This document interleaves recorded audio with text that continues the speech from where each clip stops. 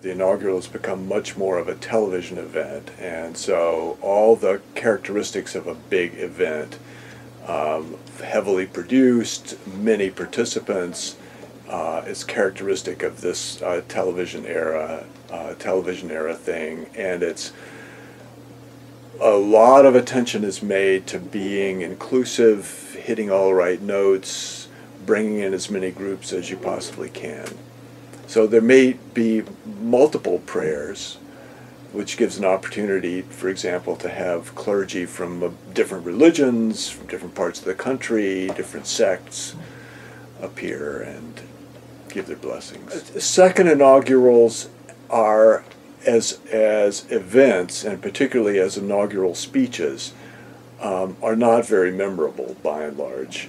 There are some important exceptions to that, but if you look at recent second inaugurals, which is George W. Bush, Bill Clinton, Ronald Reagan, there's very little memorable about any of those. Clinton tried to introduce a phrase, the land of new promise, or land of new promises, which was quickly forgotten, and George W. Bush emphasized working around the world for support of democracy.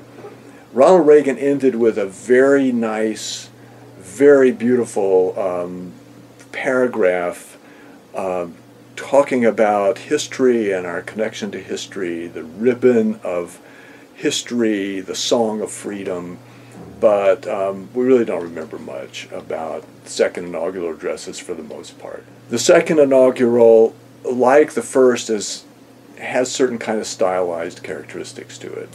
Inaugurals are almost always calls to unity, calls for people to pursue a common purpose, an attempt to define what that common purpose would be. So there rarely are inaugurals that are pointed and draw lines or emphasize too much the divisions that the country has just emerged out of in the election. Another interesting feature that's being talked about a fair amount about this inaugural is that Obama will take the oath by placing his hand on two Bibles. And it's not usual that a president uses two Bibles. Usually it's just one, but sometimes it has been two. One is Lincoln's Bible and the other one is Martin Luther King's Bible. And I don't know of any instance where a Bible has been used like Martin Luther King's Bible that's a sort of not a political figure. Family Bibles are typical, or they tend to be Lincoln's Bible or Washington's Bible, things that sort of emphasize a continuity and history of the nation.